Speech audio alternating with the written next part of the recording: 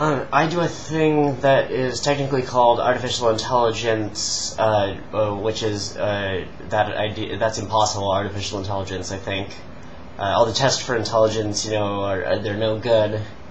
But I think something intelligent is creative, and to use a computer analogy, it reprograms itself very quickly according to its environment, or to use the technical term that they use in biology, its organism environment, that is the space it occupies alongside its body occupies along the space around it. There are a lot of assumptions that attach to the thing that's called artificial intelligence that I don't like all these definitions of intelligence. Goals of artificial intelligence that are different from what I would consider real goals, or the real goal. Goals like wanting to study the brain, all of that.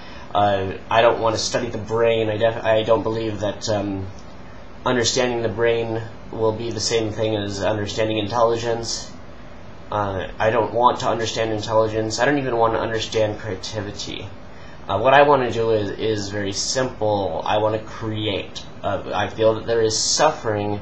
The only thing that I really care about in terms of being creative is there are ways to get around suffering. The best way I know to get around suffering is to share experiences I find relevant with others, which requires creativity.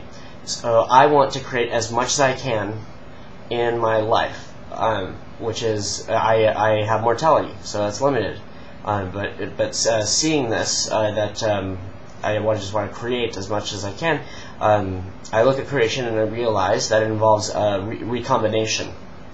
We all experience so much stuff. We have all this data in our memory, memory or something, and this data it is all art.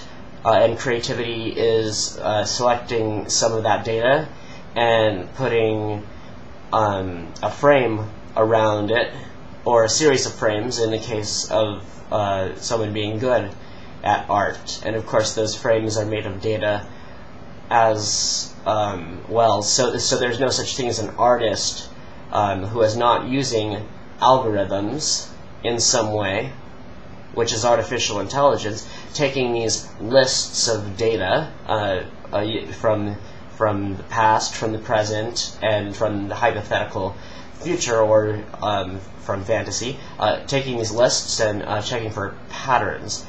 So in my artificial intelligence research, I, like many others, use a programming language that works exclusively with lists, where a list is made up of a con cell, a constructed cell, and these cells have two slots, where the first is the data, and the second either points to the first slot of another cell, or it is nil, that is, it is the end. So we could have 1, this would be a cell, 1 points to 2, points to 3, and that points to n, and that would be the piece of data 1, 2, 3, right there. And obviously that is framed right there from the list 0, 1, 2, 3, 4, 5, which is framed from -1, etc., etc.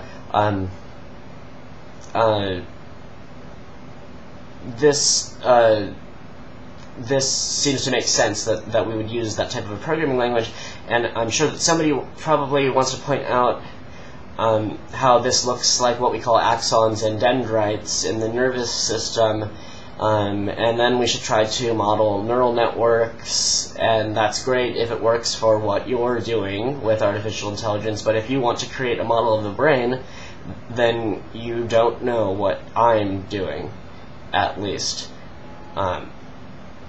Someone I like wrote via Twitter that he had been trying out thinking of himself as his own employee and then checking to see whether he was fired at the end of the day. I liked this idea and I tried it out. That means that that the tweet, as a twittering is called, which is less than 140 characters, created creativity, which is what artificial intelligence is. And this is a book I like, which inspired me to do this video, and it was part of the inspiration. And this book is a creation. I'm sure it was inspired by other creations. So I wonder, is this inherently intelligent? Was it intelligent while I was reading it? When did it become? All of these are stupid questions, and I feel like I stopped being intelligent when I started asking them, because they don't have answers. So that's not creativity or intelligence, which are either the same thing or mutually causal and effective.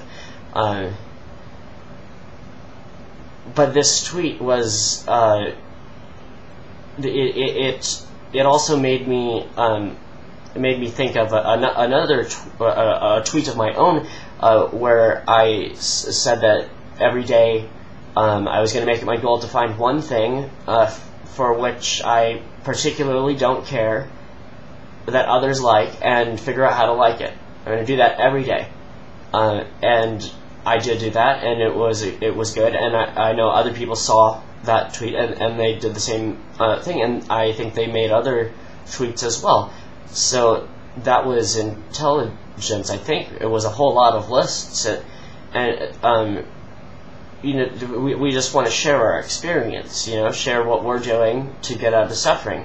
And that makes me think of death metal and the blues, which are said to be about making others feel as bad as you.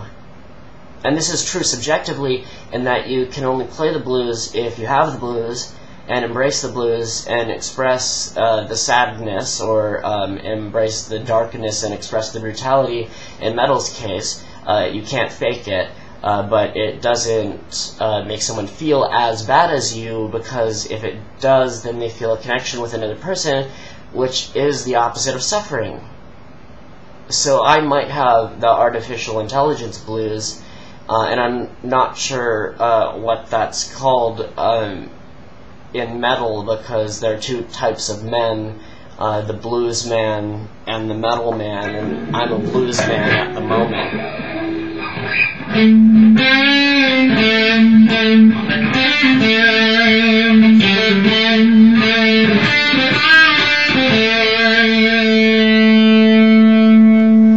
Even though the new Death Clock record, it makes me cry and feel really compassionate, but just a little bit too much. It's a little too intense. But I do appreciate that sort of thing.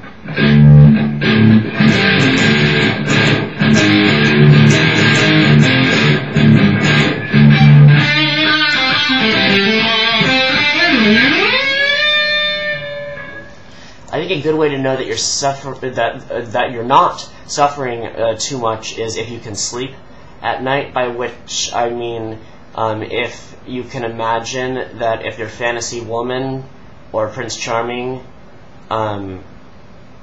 was there, that they would want to sleep next to you if they were aware of everything that you had ever done.